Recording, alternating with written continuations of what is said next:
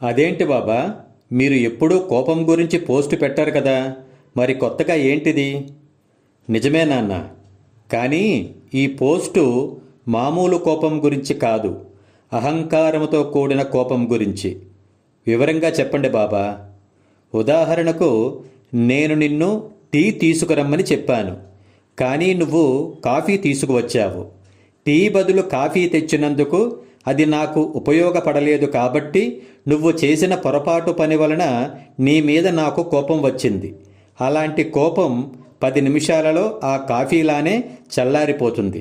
అలా కాకుండా నువ్వు టీ బదులు కాఫీ తీసుకురాగానే వీడు నేను చెప్పినా గాని ఏంటి నేను చెప్పినా గాని టీ బదులు కాఫీ తెచ్చాడు అని అహంకారంతో నీ మీద ద్వేషం పెంచుకొని దానిని మనసుకు ఎక్కించుకొని నీ మీద కోప్పడి జీవితకాలం ముండమోపి కాఫీ కోసం వ్యక్తి ద్వేషం ఆచరిస్తూ నాలో రగిలే ఆ అగ్ని నన్ను పూర్తిగా దహించే వరకు నేను మారను.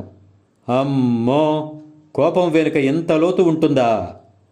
కోపం వెనుక లోతు ఉండదు నాన్న, దానిని మనం తీసుకున్న దానిని బట్టి లోతు ఉంటుంది.